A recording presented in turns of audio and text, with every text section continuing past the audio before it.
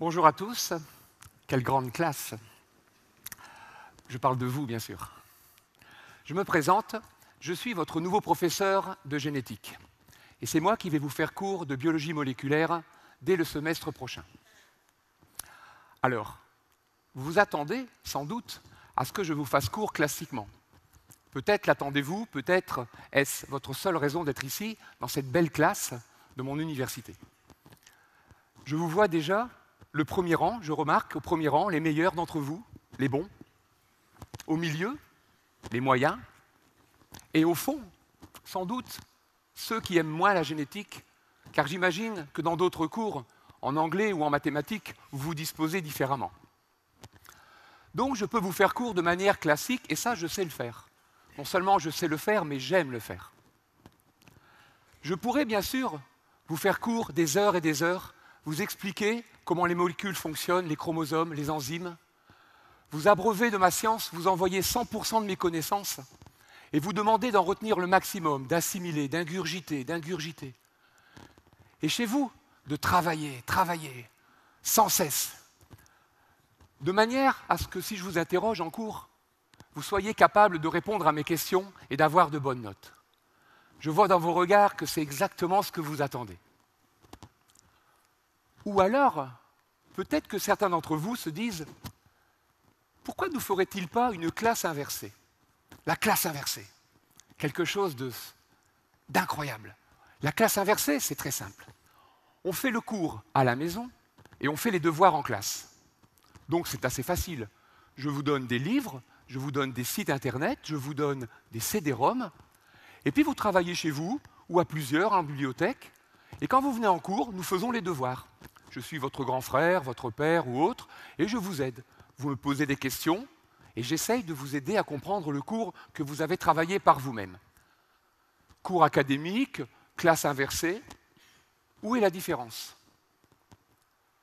J'ai lu récemment, dans un article cette semaine d'ailleurs, une interview d'un de mes collègues, professeur à Paris, qui disait qu'aujourd'hui, si Louis Pasteur revenait sur Terre et débarquait dans un laboratoire pour découvrir la recherche, il serait beaucoup plus surpris que Jules Ferry rentrant dans une classe. Alors moi, ce que je vous propose, puisque vous êtes tous là en cours et à l'heure, c'est de faire quelque chose de vraiment poussé. Je vous propose la classe renversée. C'est-à-dire, en d'autres termes, le do-it-yourself. Le principe aurait été simple, très simple. Vous faites tout et je ne fais rien. Donc vous allez faire vous-même, mes chers élèves, les cours. Vous allez rédiger les chapitres, faire les plans, construire les chapitres, vous les distribuer, les produire, les apprendre, et même rédiger les questions, les barèmes, poser les interrogations, organiser tout, même l'examen. Et moi, je ne fais rien, je vous regarde. Alors bien sûr, je vois déjà des regards affolés, sans doute plus au premier plan, dans les premiers rangs. Donc je vais vous aider. Je vous propose une méthodologie, je vais vous répartir en équipes, je vais vous répartir en groupes, dont je ferai le casting moi-même, avec des collègues qui vous connaissent bien, de manière à mettre dans chaque équipe des bons élèves en génétique, des élèves moyens et des élèves qui n'aiment pas trop cette matière. Et puis vous allez vous organiser, vous distribuer les responsabilités. Pour l'un, ce sera organiser le travail, pour les autres, rédiger les textes, pour d'autres, aller chercher des documents. Et donc, nous allons transformer cette classe en une sorte d'entreprise avec des équipes qui vont travailler ensemble, s'échanger la construction des connaissances. Je vous proposerai aussi d'interagir entre équipes avec une méthode que l'on a inventée qui est celle des tableaux tournants. Une méthode extraordinaire. Au lieu d'écrire sur un tableau vert, au lieu d'écrire sur les murs, nous écrirons sur des tableaux avec des roulettes, ce qui vous permettra pour chacun d'entre vous de répondre à des questions, de faire des schémas, d'échanger des informations. Et moi, toutes les 5 minutes, je vous demanderai de tourner, de changer de tableau et de continuer le travail commencé par un autre et de compléter ainsi vos connaissances. Au bout de 3 ou 4 rotations, nous aurons suffisamment de matériel pour pouvoir travailler ensemble sur celui qui conviendra le mieux et je pourrai vous expliquer à ce moment-là les rares choses que vous n'ayez pas compris par vous-même. Puisque la meilleure façon d'apprendre est d'enseigner, eh bien, changeons les rôles. Vous allez tous devenir professeurs et je suis le seul élève. À vous l'estrade, à moi la chaise et la table. Donc je propose que vous fassiez cours, que vous m'expliquiez les chapitres, et moi je vous poserai des questions de candide, Parfois des questions réelles, parce que je ne comprendrai pas du tout ce que vous m'expliquez. Parfois d'autres questions un peu plus travaillées, sachant que vous avez peut-être une lacune dans l'explication que vous êtes en train de me faire. Et puis, puisque vous devenez les professeurs, tout le monde est professeur et que je suis le seul élève, eh bien vous allez me noter. Donc, vous allez surveiller mon niveau et être attentif de manière à vérifier que moi, je bénéficie bien de votre enseignement. Donc pour moi, les interrogations surprises le matin à 8 heures, pour moi les QCM, pour moi les petites questions, vous êtes libre. Vous pouvez m'interroger en me permettant d'avoir accès aux documents, sans documents. Vous pouvez aussi, et j'espère bien, me donner des devoirs. Il n'y a plus que moi qui rentre à la maison avec des devoirs. Dans mon cartable, des devoirs, et le week-end, au lieu de corriger vos copies, je ferai mes devoirs. Le cours suivant, charge à vous de corriger mes copies, de m'expliquer là où j'ai fait des fautes, et puis de me faire progresser. Alors voilà, mes chers élèves, puisque je vous ai devant moi et que je vous ai proposé cette méthode, j'aimerais bien savoir, en vous posant une question, et je vais vous la poser maintenant, il suffira de lever la main, qui parmi vous est d'accord pour vivre cette expérience avec moi pendant ce cours de biologie moléculaire? Extraordinaire. Vous répondez à la même question que celle que j'ai posée à mes élèves, sauf que je leur ai demandé par écrit, de manière à ce qu'ils ne s'influencent pas. Et ils m'ont répondu, dès l'entrée, la présentation, à 80-90% qu'ils étaient volontaires pour faire l'expérience. Eh bien, nous l'avons faite. Donc, depuis 2 ans, cette expérience existe, ce cours de classe renversée existe à l'université dans laquelle je travaille, et dans ma salle de classe, qui est très grande, avec des tables roulantes, avec des tableaux, les élèves, les étudiants, répartis en équipes, travaillent dans des business units, ils produisent les cours, ils écrivent, ils échangent, ils les publient sur des plateformes, ils peuvent les lire de chez eux, je peux y avoir accès, je travaille avec eux à distance et en présentiel. En fait, la classe de Jules Ferry est transformée en Fab Lab, un laboratoire de fabrication. Ils ne sont plus notés en connaissances. Je ne fais pas d'interrogation puisque ce sont eux les professeurs. Par contre, je vais noter leurs compétences. Quelles sont leurs compétences, leur capacité à s'organiser entre eux, les bons élèves aidant les moins bons, leurs compétences à respecter les délais comme dans une entreprise. Et donc dans chaque équipe, il y a quelqu'un qui vérifie que les cours sont publiés en temps et en heure, leurs compétences à me poser des questions. Le professeur que j'étais devient directeur général, se promène dans son entreprise et passe d'une business unit à une autre en demandant si tout se passe bien. Et lorsqu'il y a des questions et des problèmes, je peux vous assurer que tous les étudiants sont attentifs. Je n'ai qu'à en capter 5 ou 6. Ceux qui ont le problème, les autres continuent le travail. Cette classe transformée en entreprise, à mon avis, surprendrait vraiment Jules Ferry, peut-être un peu moins d'autres personnages de son époque, mais au moins lui. Alors, s'il fallait retenir 3 observations, s'il fallait retenir seulement 3 choses de cette expérience qui a lieu en ce moment, puisqu'elle se continue, la première d'entre elles est au niveau des étudiants. Quel est le comportement des étudiants? Comment ont-ils vécu cette expérience? À la fin de chaque cours, et je ne les lâche jamais sans leur poser des questions les 5 dernières minutes, à la fin de chaque cours, je leur demande de répondre à des questions. Par exemple, dans l'exercice de ce matin, sur les tableaux tournants, qu'avez-vous aimé? Quels sont les points que vous n'avez pas aimés? Donnez-moi 3 adjectifs positifs, donnez-moi 3 adjectifs négatifs. Je les oblige à me donner des points positifs et des points négatifs, ce qui me permet à la fin d'avoir des regards sur les signaux faibles. L'un de mes étudiants me disant une fois, « Moi j'ai une idée des points positifs, mais j'ai du mal à trouver 3 points négatifs. » Eh bien tu cherches, sinon tu ne sors pas de la classe. Il faut être en capacité à répondre à la demande de son directeur général.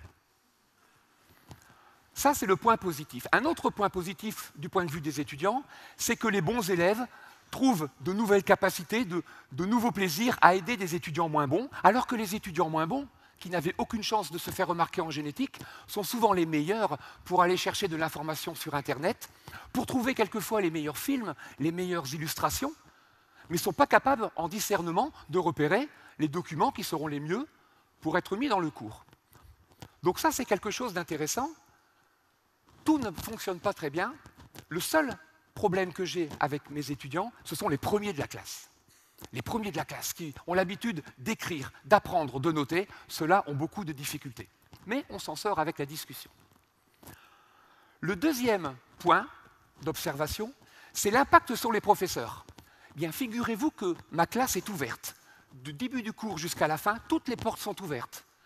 Les horaires des cours sont indiqués sur Internet, sont indiqués dans l'université, chacun peut venir. Donc, j'ai parfois 40 étudiants, 5 ou 6 profs qui viennent, pas forcément de biologie, des professeurs de mathématiques, des professeurs d'autres matières, qui se mettent au milieu de mes élèves, qui s'installent en classe, qui discutent avec mes étudiants. Parfois, j'ai un prof d'informatique qui aide un groupe à trouver des informations.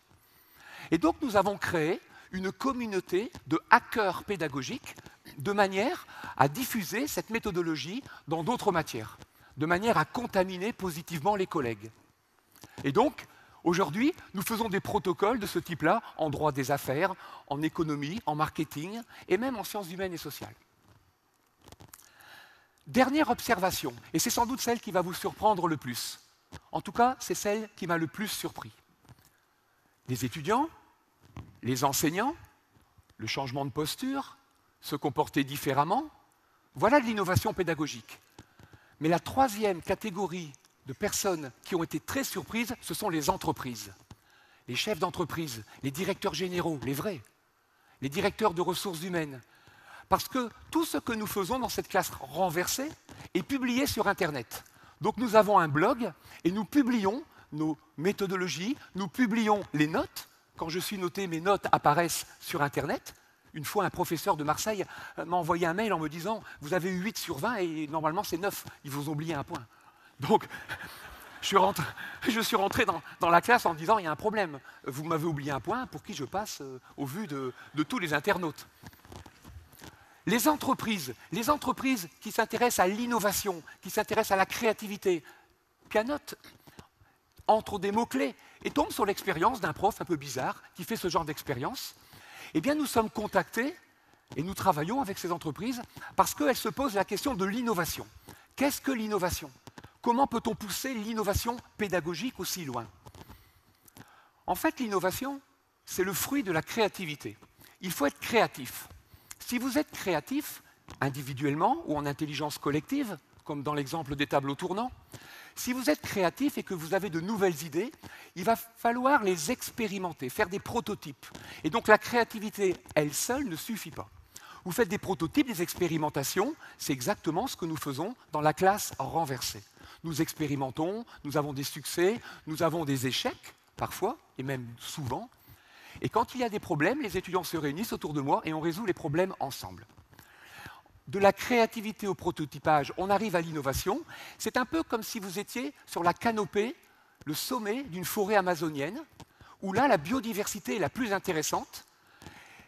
Et je dis que cette biodiversité, cette innovation, n'a de sens que si vous l'ancrez, vous l'articulez sur des piliers fondamentaux. Donc je continue à faire cours normalement, je continue à faire des cours classiques, et lorsque nous travaillons avec des entreprises pour partager nos expériences en termes d'innovation, eh bien nous disons aux chefs d'entreprise, ne cassez pas tout, créez des espaces de créativité et d'innovation, inventez des modèles renversés, inversés du do-it-yourself et ancrez-les sur des piliers solides qui font la réussite depuis toujours de votre entreprise.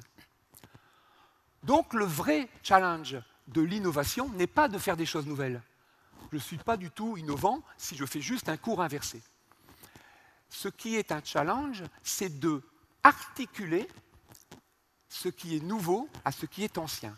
Et c'est là que l'on s'y retrouve.